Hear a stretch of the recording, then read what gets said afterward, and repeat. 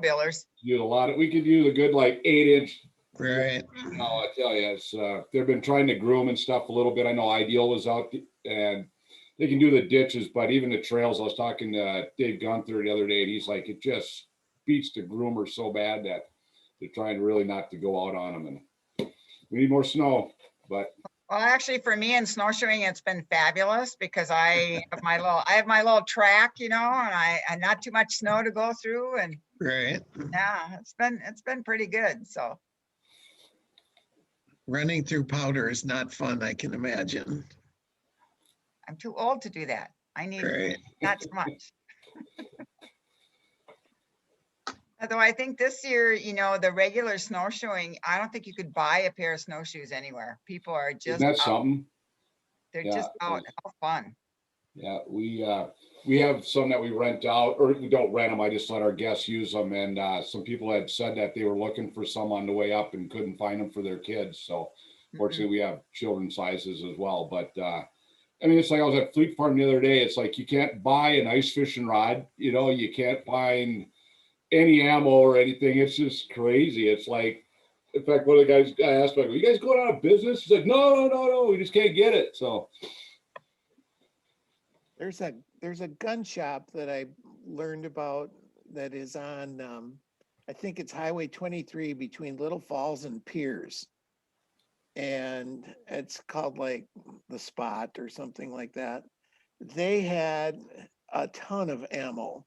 I was looking for some bullets for my wife likes to shoot, and I couldn't find them anywhere. And then I found this Spot, and this dude had everything. I don't know if you've ever been by it. It's actually kind of a big place, and it is a gun shop.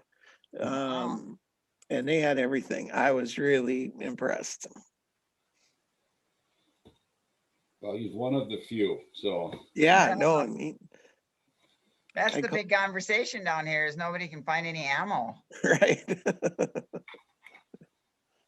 Try Superior Shooters in Superior. They're well stocked.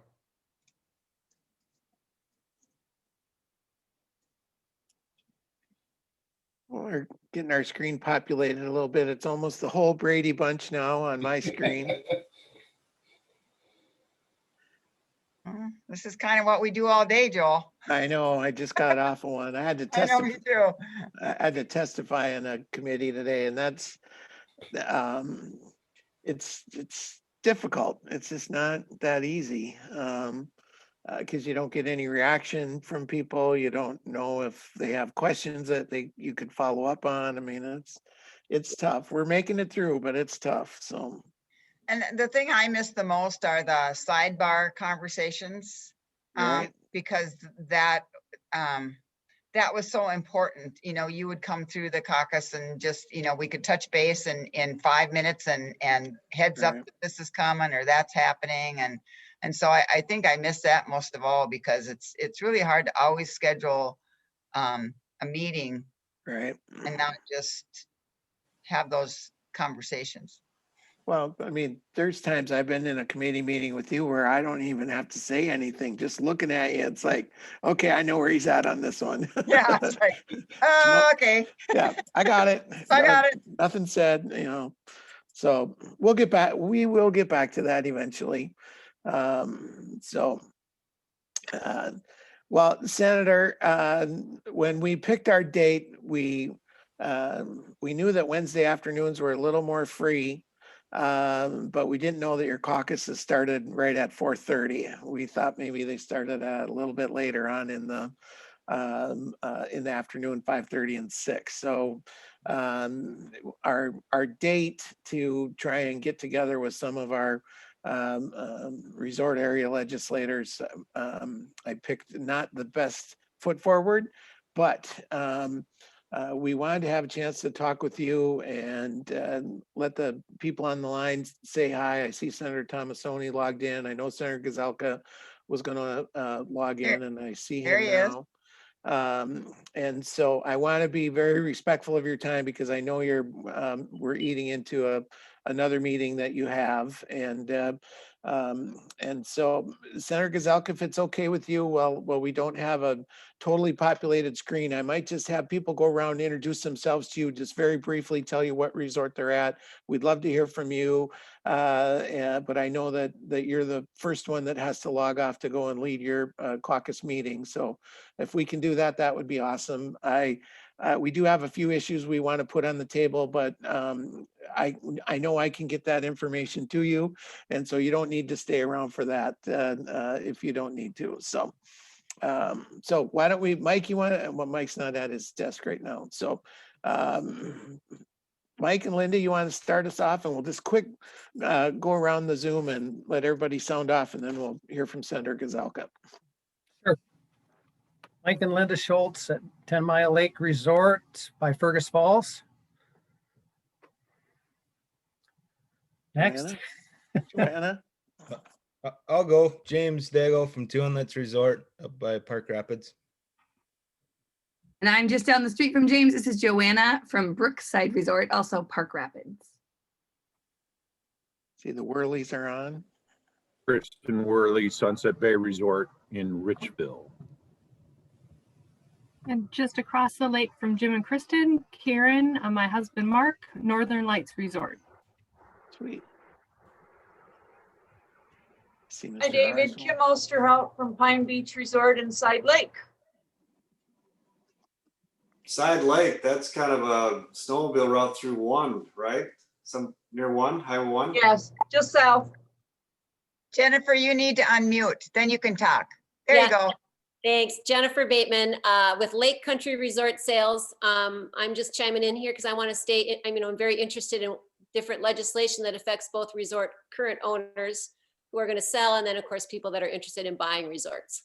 Jennifer's been our president and leader on several different terms, and sold her resort not too long ago. And her husband spends all of his time fishing, and he actually took me out, and I had a great time. So Awesome.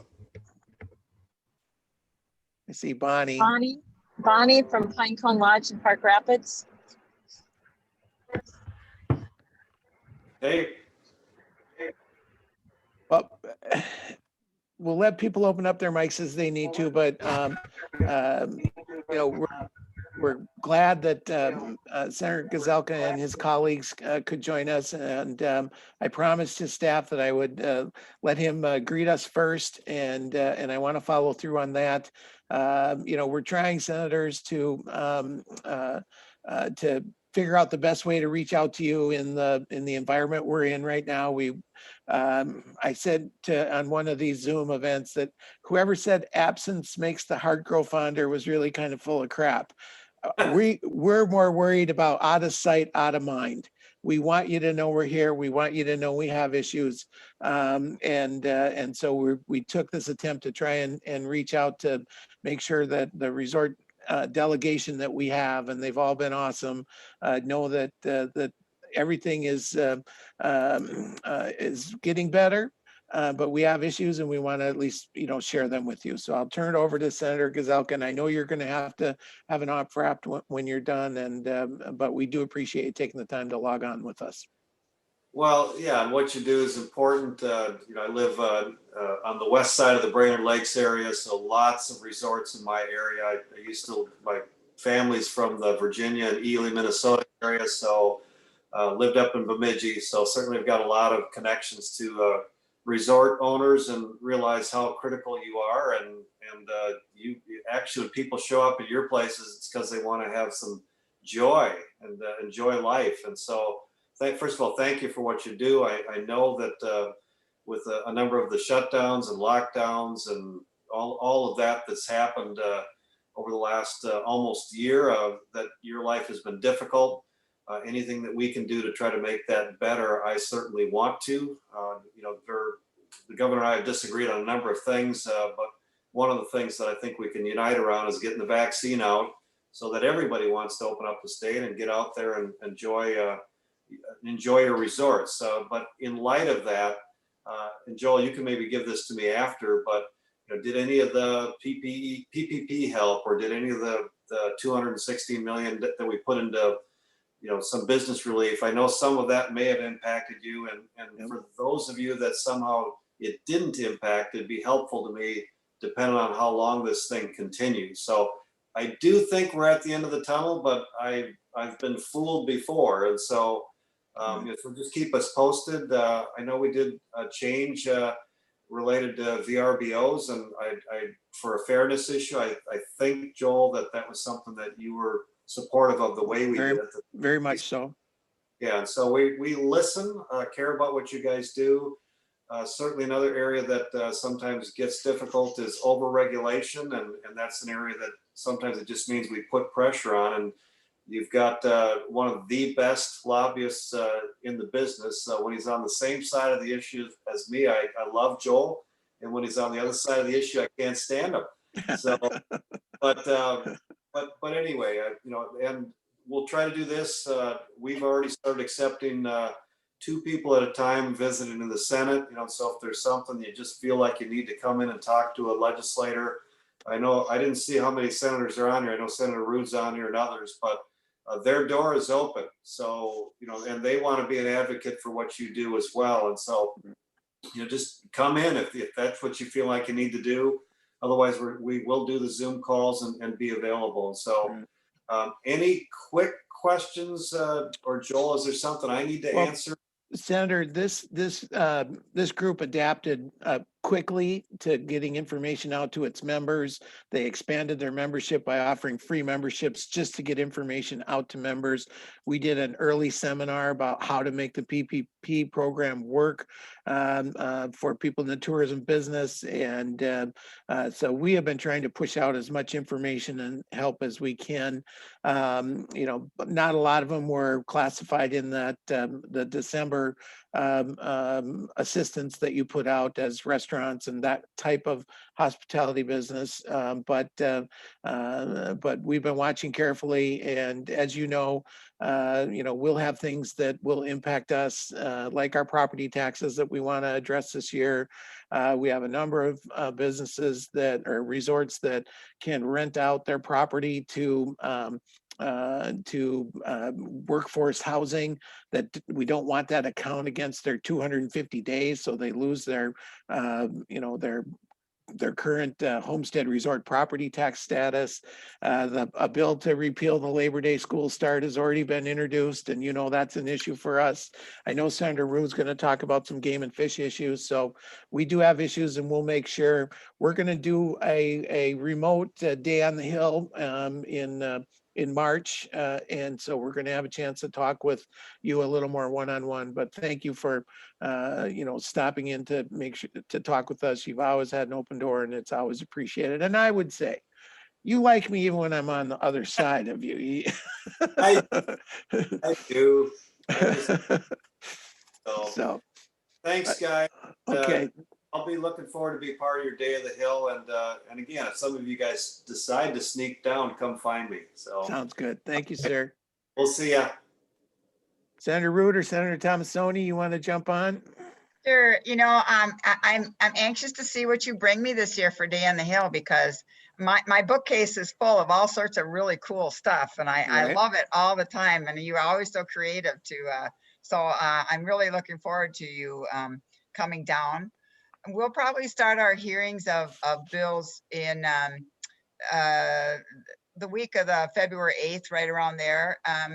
Because of our hearing rooms and the sanitation of our hearing rooms, our committees are much smaller. Mine went from 11 to 7. And I'm going to be meeting in the actual Capitol, in one of the hearing rooms in the Capitol, which wasn't fitted for this type of technology. And so we're looking for a hybrid technology by the first week in February. So that's kind of put us, our schedule off a little bit. It's a policy committee. I'll have first deadline. So I don't look at a whole lot of policy issues coming through my committee this year. And we also have the legacy funding that I'm in charge of. And that's pretty exciting for our environment and clean water and what we're going to do there, because as you know, people have spent money, and the legacy bill is based on the sales tax Right. receipts. And so that's been pretty healthy because people have still spent through the pandemic. I'm glad to see Senator Thomasoni on here because I thought I was going to see him tonight, but he needs to catch me on the floor because Senator, I have the jackets for the tourism appropriations. And I left you a spot on there along with Senator Bach. So make sure you touch bases with me so that we can put the bill. This is what it looks like before it goes into the what we call the hopper. And so I have money in it? pardon? Did you put enough money in it?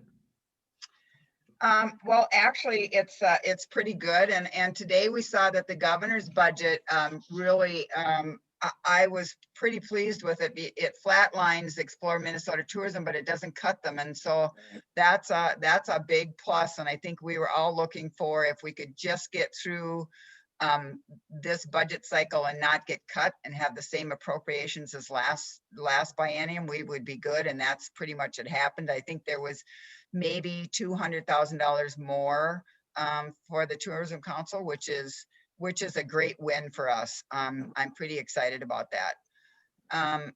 I was shocked today when Joel called me, and I don't know why I'm shocked. It's my whack-a-mole. It's the Labor Day school start, and I've Joel and I have worked at stopping that every year wherever it popped up. So, so I was kind of surprised that we would start that again, but here we go. Yeah. And the other thing I think Joel wanted me to mention was the 4 walleye limit bill that we have in, and a lot of the state is already 4 walleye and all the special reg lakes. And this year, you know that people have been out fishing like crazy, and the resource has really taken quite a hit on the fishing angle. More fishing licenses than ever before. And we also weren't able to harvest fish eggs and grow fry this year for stocking. And so we thought that this would be a good year to make it 4 walleye limit and 2 sauger, which I know pretty much is Lake of the Woods language. Not many lakes have sauger, but I think it's going to be standard across 1/20 and 4 walleye. So I don't know if there was anything else, Joel, you wanted me to mention? No, but I did want to make sure that I want to hear from Senator Thomasoni too, who now is chairing the Higher Education Committee. I want to hear from him, but then I think we want to talk with you a little bit about the walleye limit and what they're hearing about it, because we have put it out to resorters, and I know you asked me to get you some feedback on it, and so we're here to do that as well. And so why don't we hear what Senator Thomasoni has to say? And I love your background. Now, is that a background screen, or are you actually in the chamber? That's a good question. See, that's why I did it. So, but the so techie. this is a picture that I had taken. If I move, you can see I'm standing in the background. So, we had this picture taken right after COVID started, and I went over there because I put out a tweet that said, "Is this what the chamber is going to look like from now on?" And pretty much that's what it looks like from now on. It's not in it anymore, so we don't even hang out together. And in fact, I probably won't get to know the new freshmen this year because we never see each other anymore because we're never in the same place. But so it's going to be one of those kind of things that you just hate.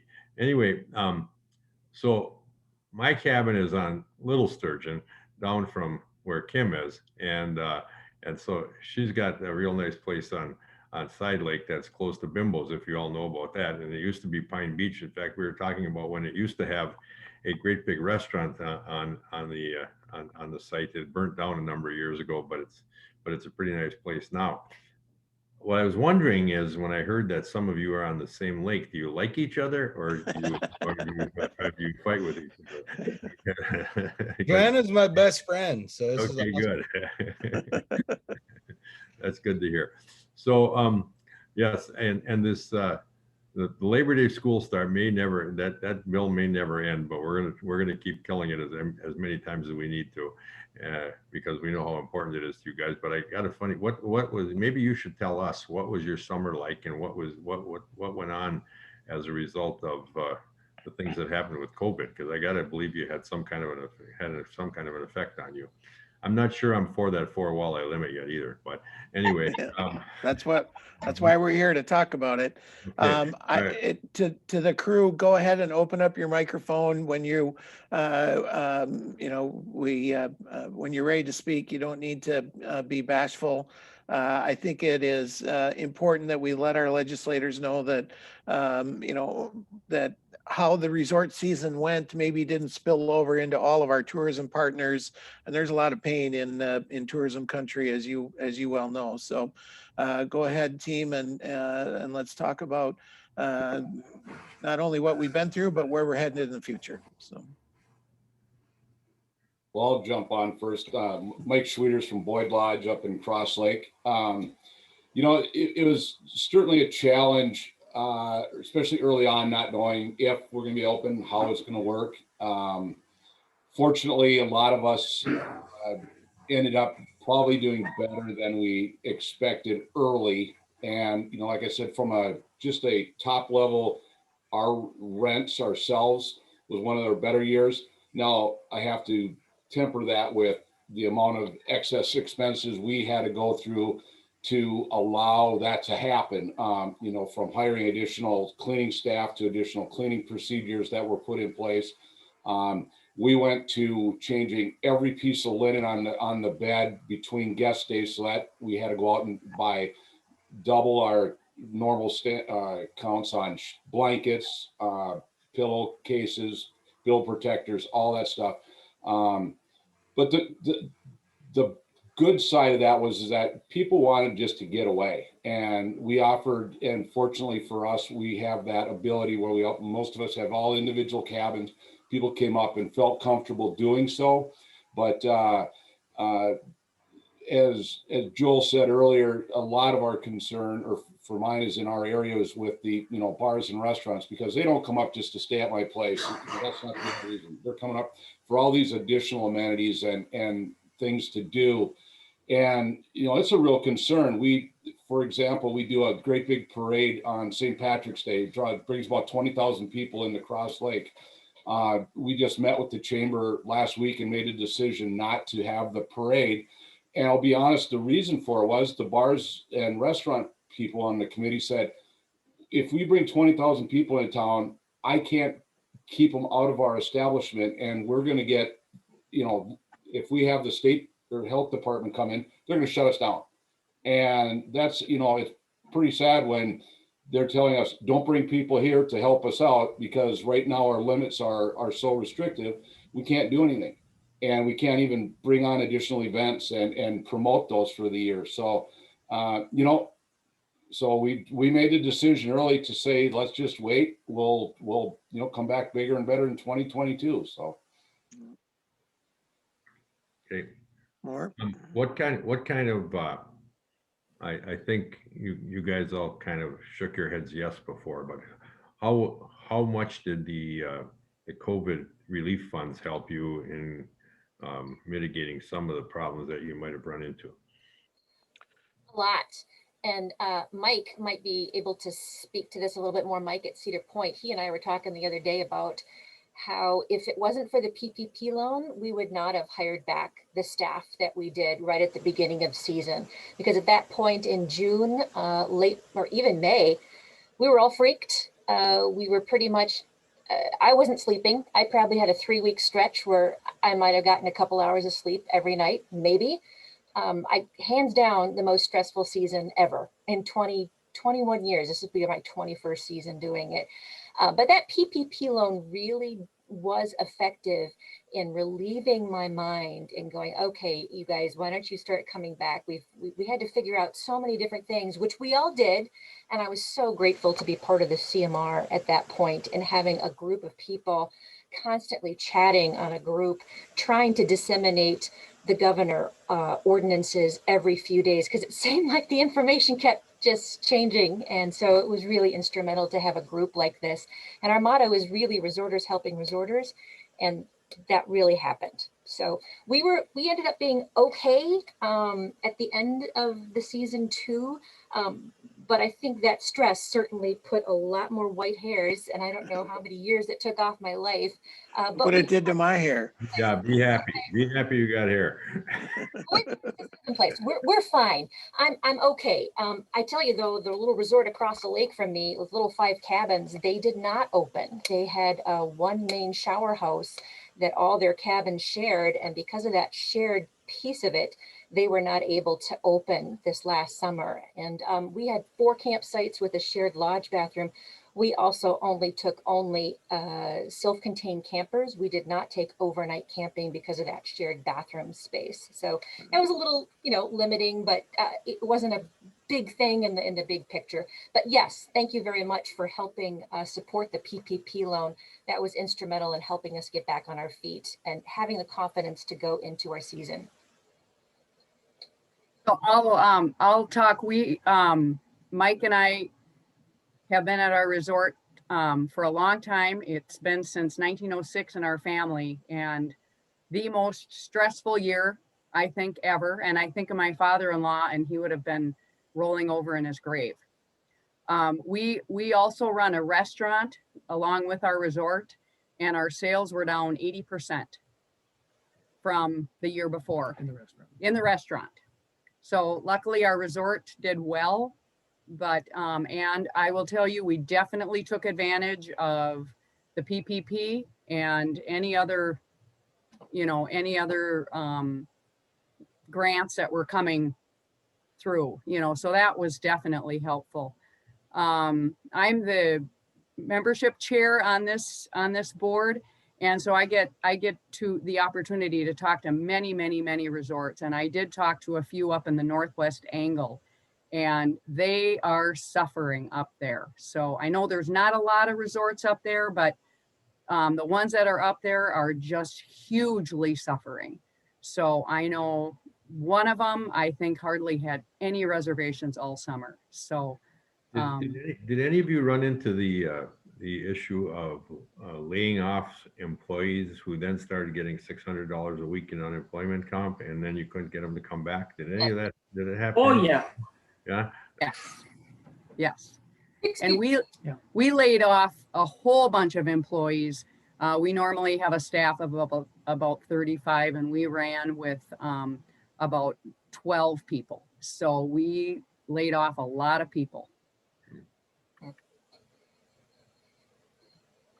How about the end of the summer? Were you able to get young kids to work at the resort like you normally do, or how did Both as well as they always do. they do? Okay. I'll go next, I guess. So I had a little bit of a different feeling last summer. We run big reunion cabins, 8, 9, 11 bedrooms, stacked 30 people in them. Kind of a hard thing to do with no pandemic. Asked grandma and grandpa to come with family from all over the country. So we suffered probably a bit more than everybody else here. But on contrast, looking at next year, this should be the best year we've had in 30 years, if ever. I mean, the pressure on the whole market is unbelievable. So I'm really looking forward to that. And I'm glad Linda brought up the Northwest Angle, because if she didn't, I was going to do it. And then, doesn't have to do with walleyes, but at some point we were talking about wake boats back in the past. I think Joel was there for that one. Yep. I am a recreational lake. We do pontoons and jet skis. We do very little fishing. Guidance on wake boats, so if they know to stay out there in the middle of the lake, but just so they never get banned. And that's all I got. Okay. And Senator Root, I don't recall if the hearing that was held in 2019 was in your committee or Senator Ingebrigtsen's committee on the wakeboard regulation that the boat manufacturers brought forward. I know that issue is pending and out there, and some don't think it's restrictive enough, and some think it should be done locally. But that is an issue for resorters. We're not leading on the issue. We're watching the issue. Some of the fishing lakes that have wakeboard activity think that the disturbing of the lake bed is a bigger issue than the waves and the impact on the shoreline. So there's a lot of different moving parts that go into that wakeboard regulation. And I haven't seen anything introduced this year. Well, I don't, we're trying to find, who can, really author that legislation because in this, we had Senator Weber do it last year because he's the only senator in the state that doesn't have a lake in his district. And so he would be able to have a, you know, a easier time of taking it through. We were hoping that the 200 feet would be passed last year just to give us some kind of relief, and that didn't happen. And so I don't, you know, it's a big issue and there's a lot of moving parts to it. And that's why I said, I don't think it's a policy issue we will get to this year. There is a University of Minnesota study that's due out in about 6 weeks, maybe 2 months. And I have committed to giving that a really good hearing so that we can all find out what some of the scientific evidence is in it. But it just can't be one size fits all. Every lake is different and has different requirements and different sizes and different usages. And so I just shy away from this one size fits all. It's very, you know, if you go in the middle of the whitefish chain on the lake. Carrie, are you talking about lake boards or are you talking about walleyes? Wakeboards. So, Sneaky. you know, I think we just have, and local control on some of the lakes, some of the smaller lakes, they're probably not very appropriate on, but I know they're fun on some of the small lakes. So I just don't want to make a judgment on the one piece that we are trying to do this year is an education piece. And we're trying to do boater education because we think that's a better solution. You know, it used to be Grandpa Rude taught us all about etiquette on the lake, about not going by the fishermen and you know, and being respectful. And I think now we don't have quite that heritage, and we have people that just buy boats and go out and play. And so we're putting together an education piece that has a lot of components for people to do before they get in a boat. And maybe, you know, it's hard to make it a requirement, but if we can just encourage people to know good lake etiquette and good, you know, just common sense type things, that might get us a little further than trying to regulate everybody. I love that idea personally. My issue always with the 150 foot, 200 foot, 300 foot, whatever the foot limit is, there's always that one guy who will tell you, I'm exactly 150 feet from your dock. You can't tell me to do nothing, as you're watching little people, old people, big fancy boats slam against docks because they couldn't use the other 2 miles of lake out there. So something in that, even just a general 200 feet, and if possible, go further, please. That kind of thing. Personally, a boaters fear me more on my lake than the sheriff because. I'm Jim from Sunset Bay Resort in Richville, and I agree with not every lake can fit into that 200 foot category. I'm on Dead Lake, which is an environmental lake. It's shallow, but it's big. And the disturbance of the sediments on the bottom and the beds for the fish get disturbed when those big wake boats come about. And so, you know, if there was something by classification or some sort of way to distinguish lakes different than just the 200 foot from shore, because on an environmental lake, those things cause a great disturbance. And when you're shallow, it disrupts the whole bottom of the lake. And we're trying to you know, get bigger sunfish and bigger crappies. And if you disturb the sunny beds on the bottom of the lake, you can lose a whole year's crop of fish in your lake in a heartbeat. So you're right. The depth of the lake makes a difference too. And just a comment on how the season went. It was a slow start. And part of that, I think, was because of the fact that campers couldn't come until June 1st, as well as the cancellation of the governor's fishing opener, which I understood, you know, I understand why that occurred. But the camper situation was a little bit disappointing because the state campgrounds, maybe they couldn't manage their situation in terms of social distancing, having hand sanitizer, managing their restrooms, those types of things.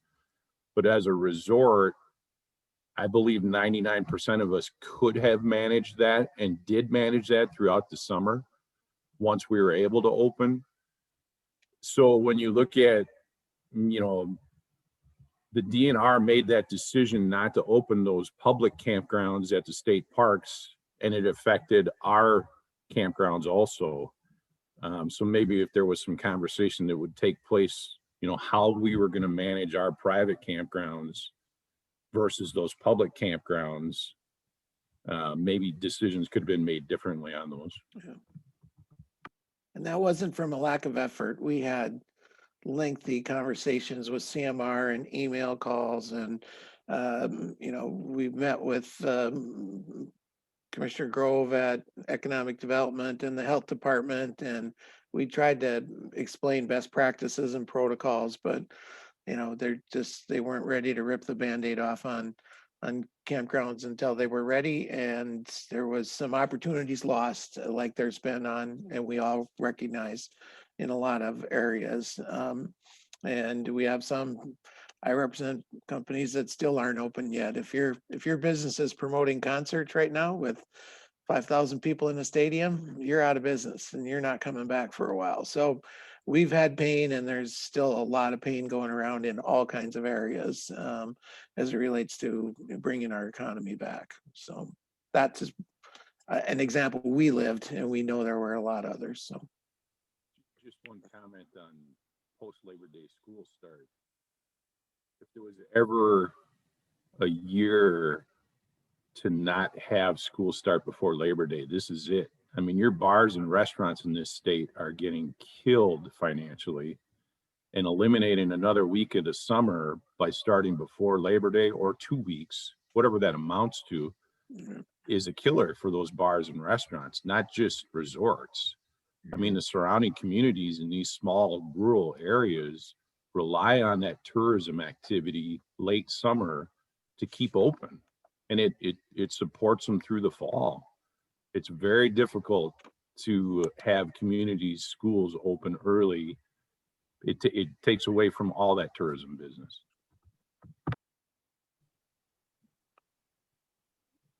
Anybody else want to open up? I got a couple of things on my list, so keep talking here. Otherwise, I'm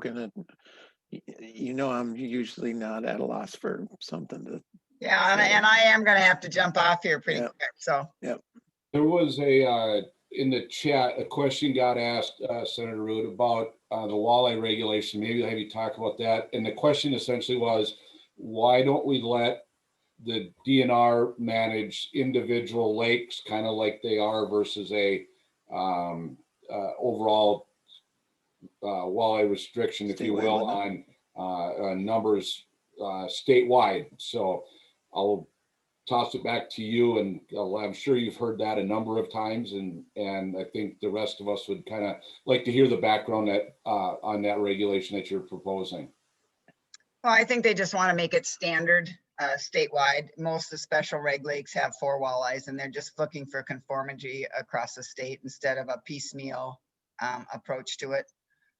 You look at all the electronics that are going on right now. You get on Gull Lake and you have a guide with 4 guys in the boat, and they get in a hot bite, and now they've taken out 24 walleyes, and they put on social media, hey, look at hot bite, and within 20 minutes you have 10 other guides there that are on a hot bite, and you take out 100 walleyes out of the lake. And with the electronics and all the gear that's going on now, it's a lot different fishing than it was before. And we have so many people that really, I think 4 walleyes to take home and eat and have a fish fry is really a plenty. We're not looking to feed our families anymore.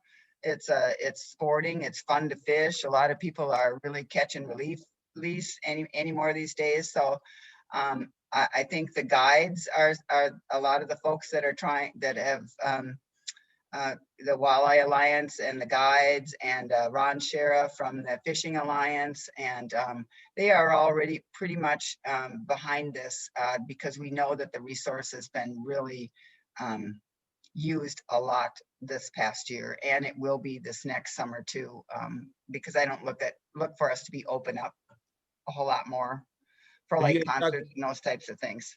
Sure. Have you guys talked about a possession limit of 6, but a daily limit of 4?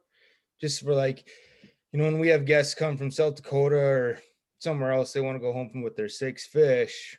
Has that been discussed at all?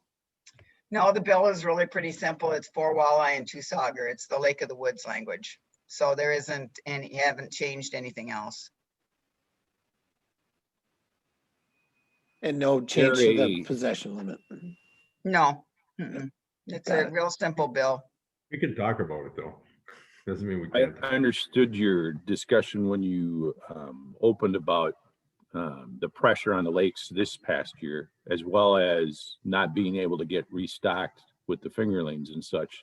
Is there an end date to that regulation, or would it just continue? We haven't put an end date on it, but it certainly can be looked at in another, in another point in time if we see that we have really, healthy stock and we can get back to, I know like on the whitefish chain, they always milk the walleyes in the spring and they raise their own fry, and they weren't able to do that this year at all. Although they did stock the lake, it's not with a natural DNA strain that belongs in the lake. They purchased other strains of fish, and so they'd like to get back to using the same strain of fish that belongs in the lake that they take it out of. That's really important to keep that strong strain, the Minnesota strain, and not dilute that the natural wild strain. So there's all those things to consider when they do it. Representative Dowd. I see the minority leader has joined us. I appreciate him signing on, and Leader Dowd, thanks for being here, and Senator Rude and Senator Thomasoni and Senator Gazelka have been regaling us. You're our first House member to check in.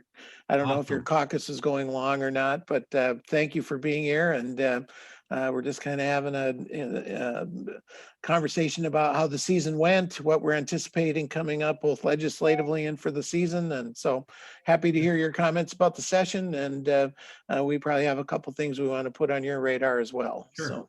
Yeah, that sounds great. I don't want to cut anybody off. If it's appropriate, I can. Yep, I have to pop off. We're going into caucus, so thank you for joining, and we'll put you in the hot seat for All right, that sounds Well, good. and Good to see you, Senator. Yeah, you're a perfect off ramp for Senator Rude, and thank you, Senator, for joining us. We appreciate Thank you. it. It's so good to see you, and I look forward to seeing you in March. Okay, sounds good.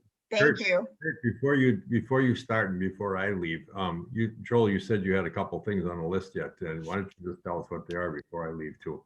Well, Senator Thomasoni, and this one is really, I think, important for the northern part of the state. But we are trying to pass legislation that would allow resorts to use their cabins and units as workforce housing for Line 3 workers and other significant projects without having that move them into a different like commercial tax bracket, right? The law says we get 250 days for recreational use. And so what we would like to see is have them insert into the tax code that workforce housing that is rented out for periods of 30 days does not count against your 250 days of recreational use.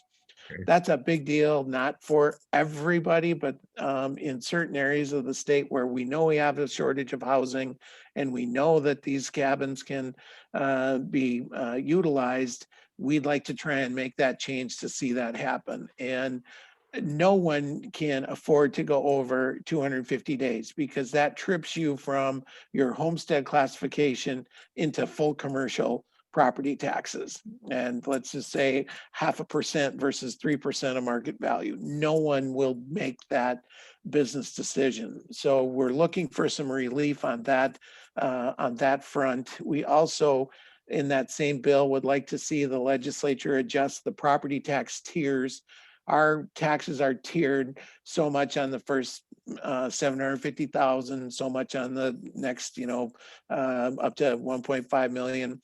Those haven't been adjusted since 2009, and our property values have all gone up. So to keep pace with the property tax plan that the legislature put in place to hold our taxes down, we need to periodically adjust those. They've been adjusted twice. They haven't been done since 2009. And those are the two property tax things that I'd really want to make sure we got on your radar, because the workforce housing is a big, big deal. And we just can't provide it and take the property tax risk of having our taxes triple. So that's a big one. Okay, now I can turn it over to Kurt. Okay, sounds good. Thank you, Senator. Appreciate it. Now, before you leave, David, I was over to see you at your office, I think the day before yesterday, but you weren't there. No, you weren't there today, because I was definitely there today. I should have, next time I'll leave you something so you know that I was there. So some of us have to work face to face. We just can't do this all the time. I did peek out your window though. Not bad. And you and I can see each other. So my window looks right at yours. So I've got a sign up here in my window for supporting your people in your district, supporting, says we support mining. So good for you. All right. We'll see you guys. Thanks so much. Thank you, sir. Yep. Okay. So my screen just got all jumbled, and now Leader Doubt is over on my right, which is probably an accurate position for. So how are things going? Pretty well. First of all, thank you all for letting me join you a little bit, and thanks for what you're doing. And Joel is a good friend of mine and a former constituent of mine. He lived in my district for a long while. And he's a good friend, and he just does a great job representing you at the Capitol. So we certainly appreciate having that relationship. And he always keeps us up to date on your issues and things that are, concern you. So you're in good hands with him. And we're excited. We've got one of your resort owners as a member now again. Representative Matt Bliss was elected. He was out for 2 years and now he's back in, but he is a resort owner from the Bemidji area, and we're super excited to have him. So you've got a voice at the Capitol in him as well. So glad to have that. This is going to be an interesting year. We're still in COVID and we're still operating somewhat remotely, although a lot of us are in our offices and trying to maintain we just feel like that helps us focus on what's going on in the legislature rather than being in our living rooms at home. So I'm in St. Paul during the week and try to spend as much time here and in my office as I can, and interacting with members and constituents and staff. So feel free to reach out to us. We're trying to keep things as transparent as possible so you can participate in hearings and those sorts of things. If you have problems, let us know. Most of our time this session is going to be used up covering kind of the three big things that I think we need to deal with. Number one, that's our response to COVID and all of the issues related to that. Number two, it's kind of the economic recovery from COVID, making sure that all of our businesses and Minnesotans can weather this storm and have the adequate support that they need from us to make it through this. And we have a strong, healthy economy on the other end of the pandemic. So that's important. And then third is just our state budget. We've got to balance a state budget this year for the next biennium, for the next 2 years, that starts on July 1st. We've got a projected deficit in the tails. I should know right off the top of my head what that is, but I want to say it's 1.2 or $1.4 billion deficit. We've got about 400 million in the current biennium in surplus, provided we cannot spend that will carry over to the tails and reduce the deficit. So we've got about $2.4 billion in reserves. So with the reserves so we've got some other little mechanisms. We can pull some levers if we need to. There is absolutely no need to raise taxes. And frankly, we could put forth a fairly status quo budget, which would be a huge win considering what we've been through with COVID and the loss of revenues. We really need to focus on making sure that we're healthy and that our businesses and our economy is healthy as we come out the other side of this. The governor put out his budget yesterday. Governor's budget is, this is something we should probably get away from, but I'm looking for my notes here. I have a quote that the governor said in his press, here it is, in his press conference yesterday that I think is really apt. He was asked by the press, what I was going to say about the governor's budget, we should get away from this because the governor does not set the budget for the state of Minnesota. There's been no time in history where the legislature has ever taken the governor's budget and enacted it. The Constitution reads pretty clearly that the legislature appropriates money. So we will set the state budget. And we certainly, this is the mechanism by which the governor can tell us what his priorities are. But ultimately, the legislature will set the state budget. So don't get too nervous that all of these huge tax increases that the governor's proposing are going to become law. There's pretty much zero chance of that. But I thought it was interesting. He is proposing a cigarette tax and a vape tax increase. And the press pushed back on him and said, well, Governor, you keep saying that you're only going to tax the wealthy, but the cigarette tax and vaping tax is one of the most regressive taxes, which means it hits low income people harder. What gives? And the governor said, well, you know, I think you know that we use tax policy to incentivize or disincentivize behavior. And I thought, this is going to be a quote that I remind the governor of in the future many, many times during this session. And that was literally from his lips to everyone's ears. The governor said, we use the tax code to incentivize or disincentivize behavior. So I'm going to remind him that when you increase taxes on job creators, you get less job creation and you get less wage growth. And what we need in this state, if the governor wants more revenue, we get our revenue from two sources. We get it from income tax and from sales tax. For the most part, we do have other places that we get it, but the majority of the money the state takes in is income tax and sales tax. So if you want more revenue to the state of Minnesota, we need more income tax revenue and more sales tax revenue. And that's an easy way to do that. We need more jobs and more higher paying jobs. And number two, if we accomplish number one, number two takes care of itself. Because if we have more jobs and more higher paying jobs, people have more dollars in their pocket that they spend in our economy, and we collect more sales tax revenue. So this seems really elementary, what I'm saying to you, but almost no one in St. Paul understands it. So I'm simplifying it. I'm going to keep repeating it all session long until people start absorbing it. And if we listen to our very apparently very intelligent governor, who told us yesterday that we use tax code to incentivize or disincentivize behavior, if you want to create jobs, you create the tax increases that he put forward yesterday will not incentivize job creation, and they will actually create a scenario where we have less revenue to the state of Minnesota. And so, you know, this isn't rocket science, but at the end of the day, when we get to the end of session, there's not going to be huge tax increases. There probably won't be any tax increases. We can get by with the revenue that we have coming in. And we can get by tapping into our reserves, which are set aside for a rainy day. And frankly, this is what a rainy day looks like. So we need to get our economy back healthy so that our revenues rebound, and we'll be back to square one in the next budget cycle. But for this cycle, we're kind of asking people to understand that you're going to have to live within your means, and you're going to have to live with what you got last year. And hopefully that means we don't have to do huge cuts. There are areas where I think we can find efficiencies, and we will do that. But we're not going to have to ask for huge cuts, but we're also not going to ask Minnesotans who are struggling in the pandemic to pay more. And we're not going to ask people who we want to create jobs to take their profits, and instead of creating jobs with those profits, pay it into the state of Minnesota so that we can spend it on their behalf. What will actually create more revenue is if they create more jobs. So we need to incentivize job creation, and we're going to remind the governor of that right along as we go through session. So sorry for being a little elementary, but unfortunately there's a huge lack of common sense in St. Paul. So I'm just going to keep talking about common sense and really simple concepts until they start to listen to their own words and they start to put them into action. So, but we really do appreciate all of you and what you're doing. And I can take a question or two if you want it, Joel.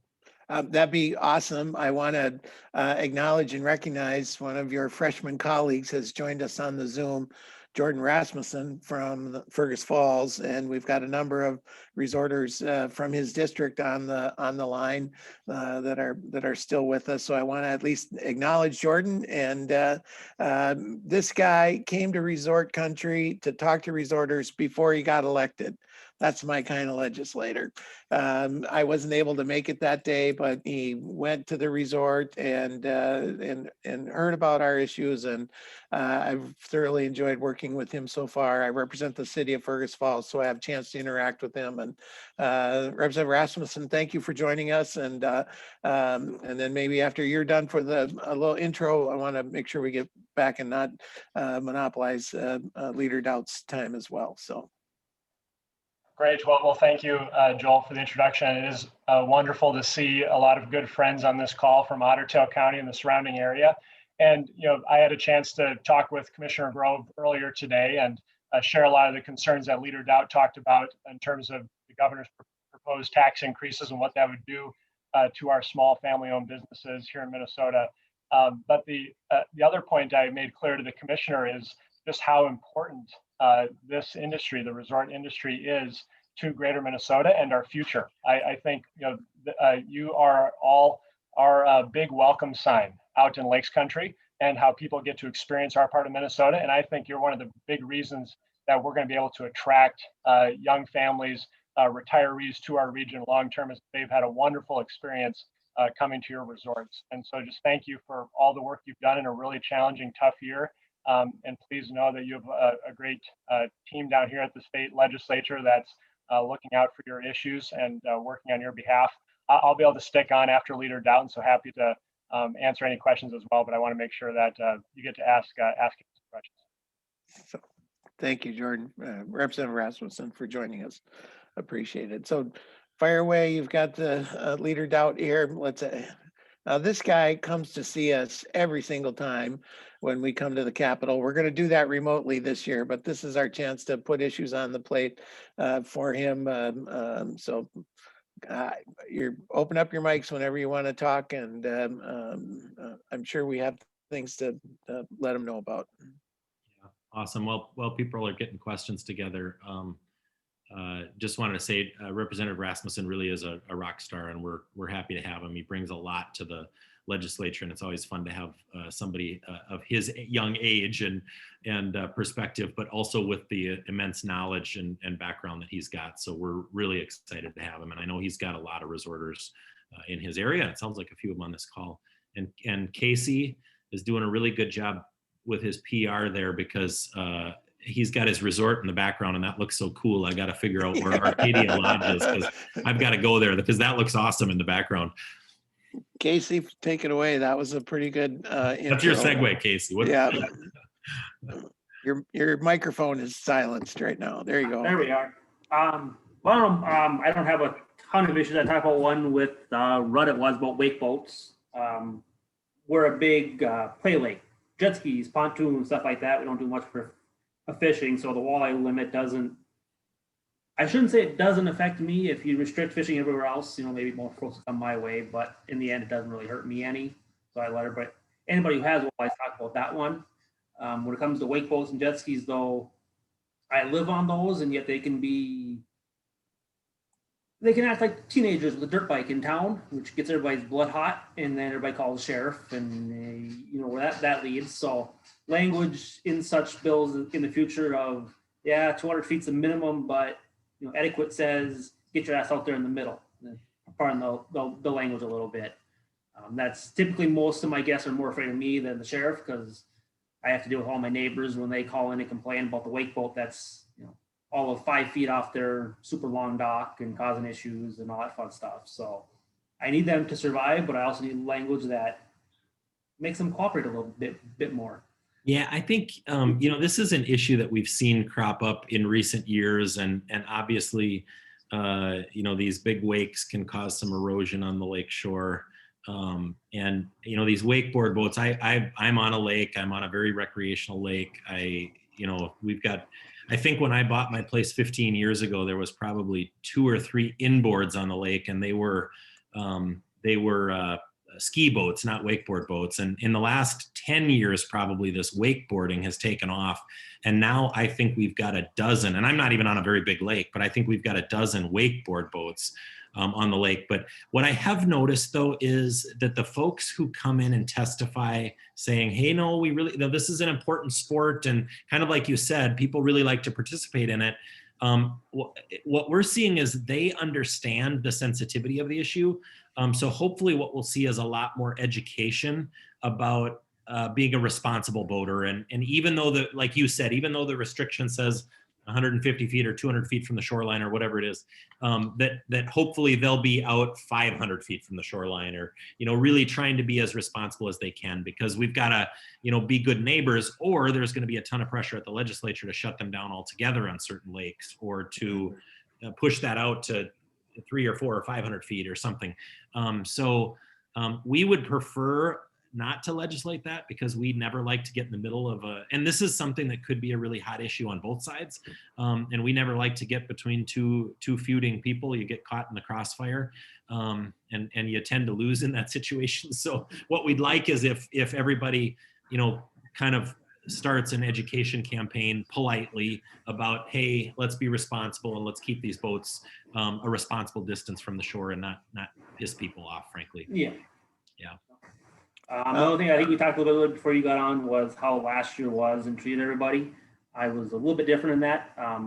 We do big family reunion stuff, so asking 30 people to gather in one cabin with grandma and grandpa was not the best thing. So we hurt a little bit, but looking at next year, this will probably be our best year in 30 years that we've ever had. There's an enormous amount of pressure on getting people up in the cabins, and they're just booking like crazy. So that's looking really good. But something, and Linda might jump in on this one, is the Northwest Angle folks up there. Canadian border's been closed. They've been hurting all of last year. They're going to hurt all winter. They're hurting all of next year. I think everybody at this screen would agree we're fine. We will survive just fine. Those guys, they need some help. Yeah, and we're aware of that, and we appreciate you, bringing that issue forward. I've heard about it a lot. The Canadian border has been closed for, it's going on a year now, probably. I know Senator Tom Bach owns a cabin in Canada he can't get to. Fishing. I've been up there. Him and I have gone fishing out of his cabin across the border. He hasn't been there in, probably 9 months or more. And so it is an issue, and it's an issue for the people in that area where people come across the border to participate in the commerce. So it is good news. COVID has actually been probably very good for the resorters, in that people who were traveling out of state didn't, and they stayed here in Minnesota and they spent money at your resorts. So thankfully, right? I mean, you've been waiting for a scenario where you would get the benefit of something, and really I'm so thankful that you have, and that people have stayed here and recreated in Minnesota, and hopefully what they realized is that there's so much great recreation in Minnesota, and that will continue even after COVID's gone, as we've kind of got a renewed interest in staying in Minnesota. Somebody asked me on one of these calls earlier today, just as a side, I think it was the Coalition of Greater Minnesota Cities, their last question after they asked a whole bunch of legislative stuff was, what was your favorite Minnesota recreation thing? And I thought it was so interesting they asked that, because it's just so obvious that everybody has been doing more stuff here in Minnesota, and doing more stuff outdoors, and enjoying more of what you all have to offer. And I think it's fantastic. So anyways, I'm glad you're all able to benefit from that. But we will do what we can to help those who really have been hurt by some of the other impacts of this. I know the PPP loans are helping some. We put some state aid out.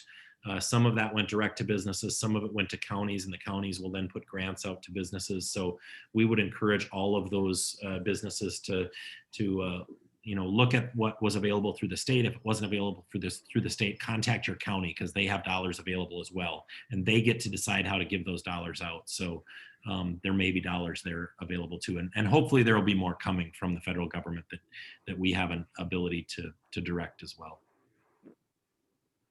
And with that, Joel, I probably need to get back on our caucus call. Thank you so much for joining us, Leader Dowd. You've been awesome. when the Labor Day amendment comes up, and I'm sure it will, I know you'll be there. You've always been there for us. And Yeah. I know Jordan needs Representative, I got to get better. Representative Rasmussen needs to get back to caucus as well. And I want to hear from him. And he sent me a note that he wants to talk a little bit at the end here. So thank you for joining us. Thank you We all. will see you in March at our day on the virtual Day on the Hill. And thank Sounds you for good. all you've done for us. Thank you. Take care. All right. Thank you, sir. Great. Well, thank you, Joel. And I won't keep us long here, but I just wanted to kind of underscore Leader Doubt's point about people recreating hopefully more in Minnesota going forward. I actually, in addition to running a campaign last year, also got married to my high school sweetheart, and we got married at a resort in Minnesota, and then we did our honeymoon on another resort up on the Gunflint Trail. And so Nice. I do think folks are looking to those opportunities, and we thank you for providing that recreation. And I think our Minnesota resorters have a great story to tell, and I want to make sure that we're able to tell that on your behalf. And so please, don't hesitate to reach out. I have a number of folks on this call who literally know where I live, and so they'll be able to find me. And so look forward to working with you on any issues that you have, even if you're not in my district. Please don't hesitate to reach out through Joel or through others as part of your groups. Thank you so much. Really appreciate the time. All right. Thank you, sir. Appreciate it. All right, team. Well, we got a few. Our timing wasn't we weren't pitch perfect on our timing this go around. That's happens. Happy to respond, take questions, and we are going to figure out how to do this remotely for our Day on the Hill, and it might be a couple long days while we're doing these remotely every 15 minutes. I have to tell you that, or I need to tell you that Tammy's been scheduling meetings for me with legislators on a one-on-one basis, and they're taking the meetings, they're doing the Zooms. This one obviously went a little longer than normal. They've been going 15, 20 minutes at a time. And it's really hard because you don't walk from office to office. You sit in your chair and go to your Zoom screen and click it on. And we do 6 and 7 of these a day, and that can get a little tedious, but we're going to try it. We're going to try and get all of them lined up for a one-on-one meeting, and hopefully we'll have a screen like this or even fuller. And appreciate the turnout today. You never know exactly how it's going to turn out. So I was happy with our turnout and glad that some of our kind of key leaders showed up to say hi. So Mike, I don't know if you want anything to wrap up with. Appreciate all your efforts on that, Joel, too. And then kind of the follow-up obviously will be with our Day on the Hill. And a quick question, will we kind of have how far in advance do you think we'll know when legislators will be jumping on? I guess if we could, have some advance, that would probably help with getting constituents that are resort owners in their districts on the call with them, because typically that's who they want to hear from. So right. It won't be the night before like we've done in the past, right? Legislators have recognized that they have to be a little more committal in their schedule because they need lead time now. And so, I think we can just try and commit to get as much of a set schedule as we can out that last week of February. So we've got at least a solid week to let people know at least what we think our schedule is going to be. Some of that's going to change. We know it always does. As we've been scheduling now, it's been pretty easy to schedule about a week out. Okay. And so that week before our Day on the Hill, we should be able to have a fairly good schedule. I will see if we can get a committee hearing in the tax committee on our tax bill. Some of the other things that we're working on we care about, but we're not really driving the agenda. I mean, we care about Labor Day and we care about wakeboards, but we're not going to introduce a bill on that. So the one area where I know we're going to, I know we're going to have our own bill is going to be in the tax area. So maybe we can get something done around our day on the Hill in the tax committee on that day. So I actually, yeah. And there's one in the chat too. So I need to, yep. Go ahead. James said, James had a walleye limit one. Can you ask Ruth if she'd at least talk about a 6 fish possession limit and a 4-day daily limit for walleyes? And we'll absolutely put that on the table. There's not universal support for the 4 walleye limit, just so you know.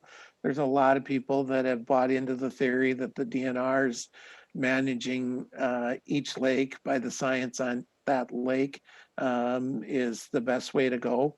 So it's not a foregone conclusion that bill passes, but she's in a powerful position to advance an agenda. So, I don't want to tell you that it's going to die either. So I guess I'm for it. I think having that 6 limit possession limit will help deaden the blow a little bit. Yeah.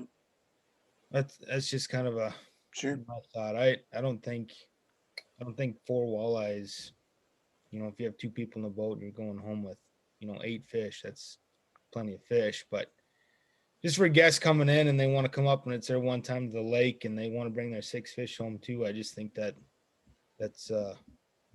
just think it'll help.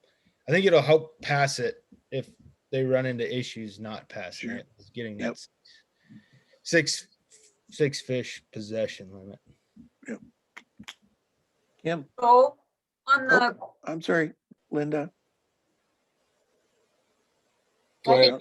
Kim Oster had something and I did too. Go ahead, Kimmy. Okay. Joel, on the 250 days with people working, 2 things. One, I'm up in Side Lake north of Hibbing. I have done visiting nurses and docs. Getting staff up here is always hard.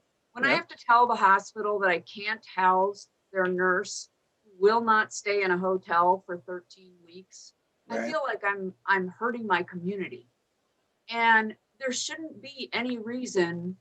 It's a benefit. There's no doubt about it. Okay.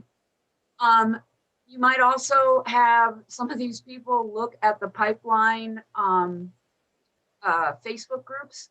Minnesota is getting slammed as being just so unwelcoming to people from out of town. I mean, and they are like, well, you have to charge me so much. It's like, because we only have this many days to rent. Right. And so we're not making the state of Minnesota any favors by not being able to have a corporate rate and support our local communities. Well, I've encouraged our members who have called me privately to count their days very carefully and never indicate that you are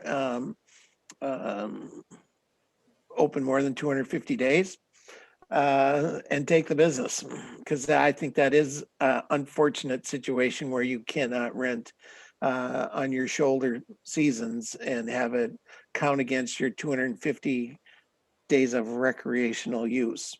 I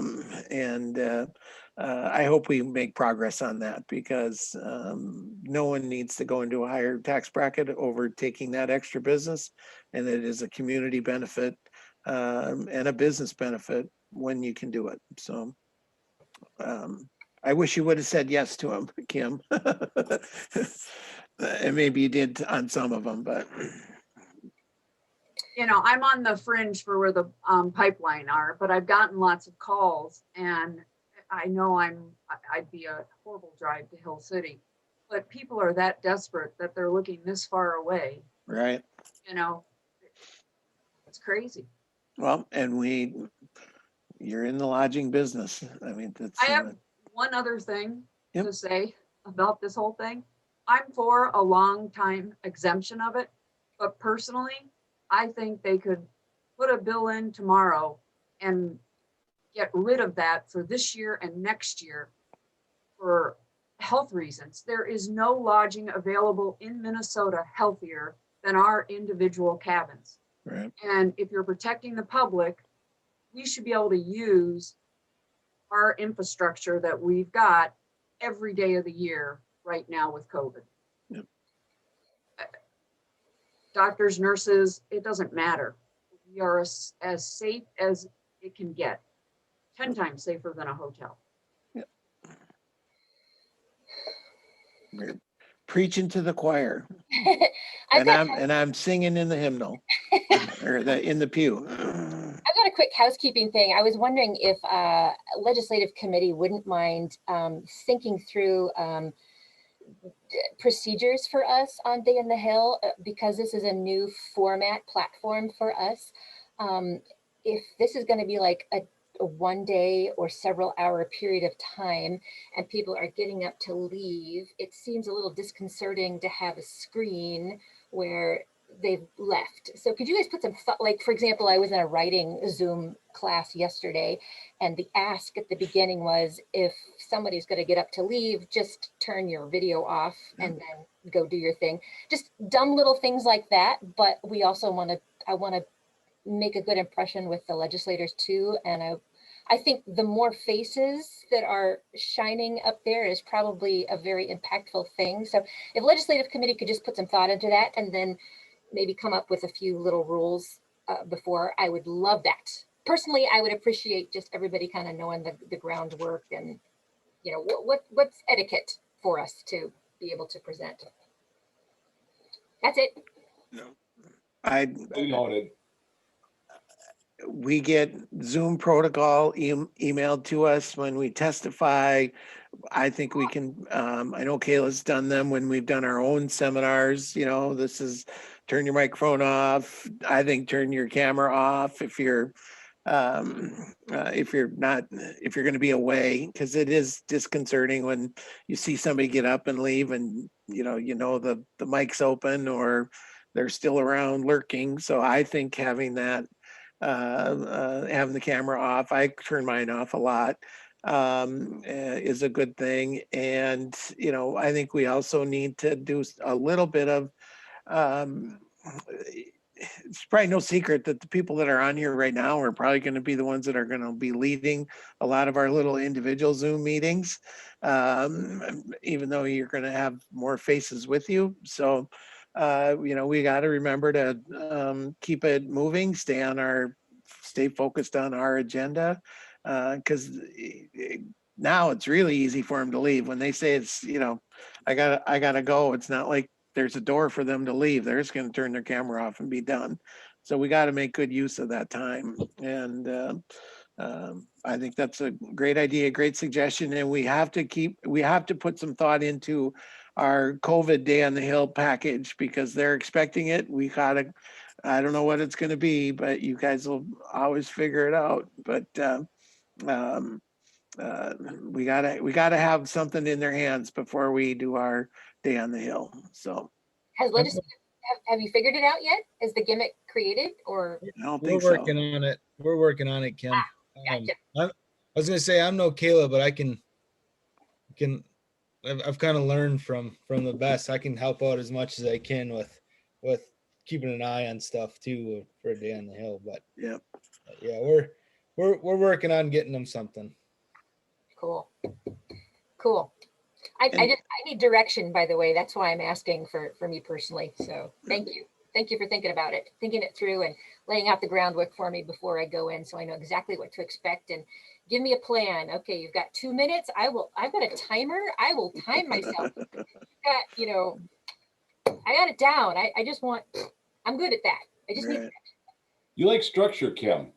I go off a lot, but I need that guideline.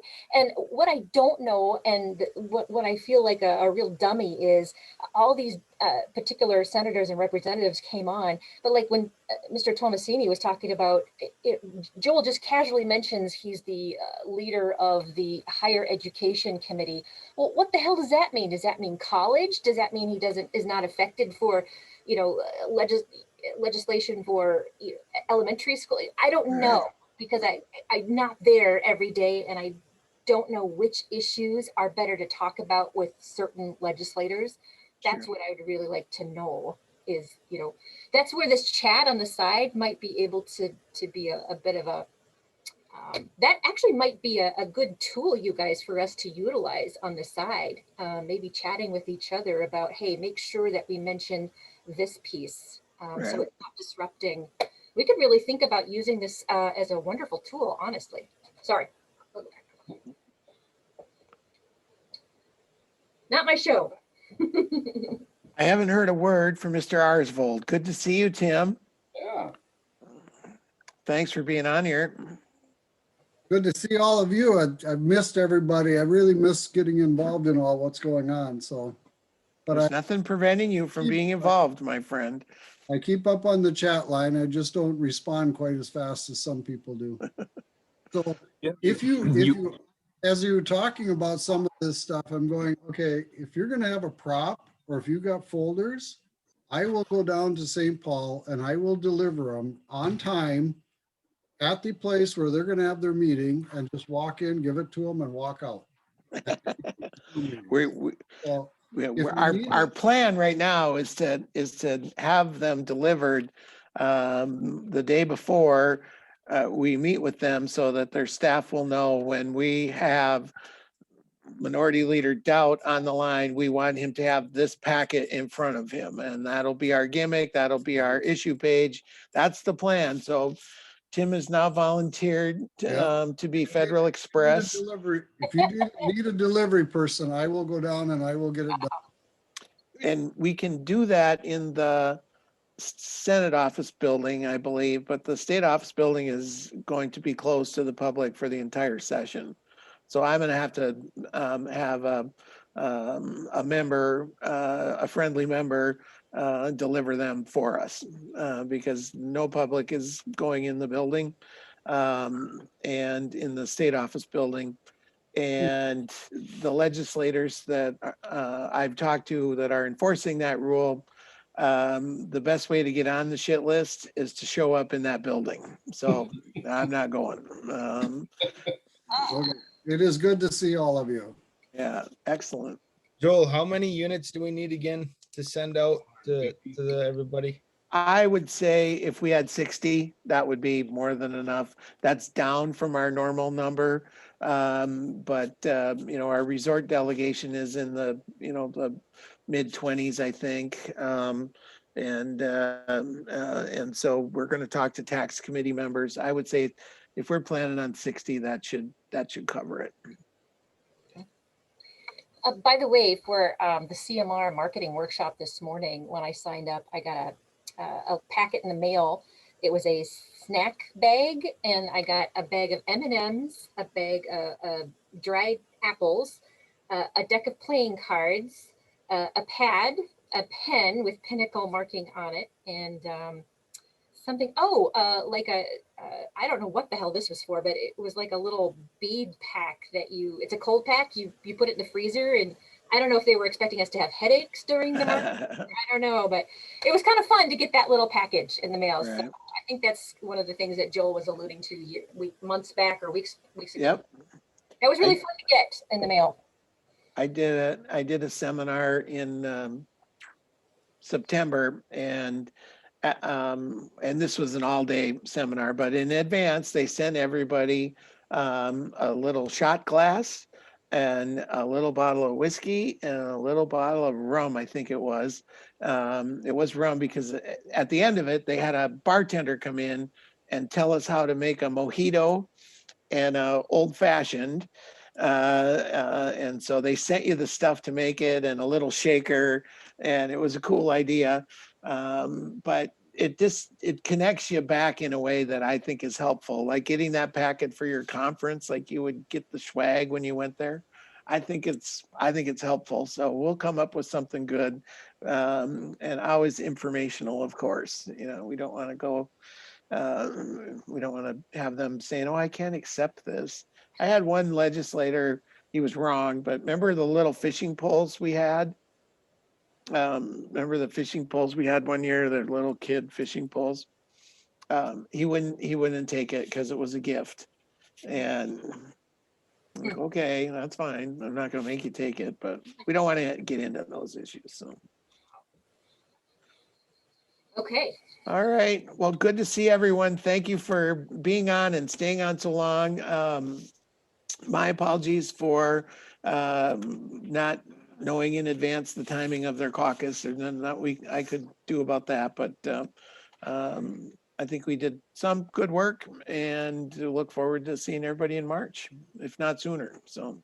Sounds good, Joe. I'll be in touch clearly, and then we'll coordinate getting that list of times now prior to the meeting. That would be beneficial. I'll let everybody know that that'll be coming so they can make plans to adjust their schedules, hopefully for when their representatives and senators are going to be available. So I've been trying to log on the monthly board meetings, at least for a little bit of the time, and I'll try and do that again for your February meeting as a chance to catch up. So well, if you send me the invite.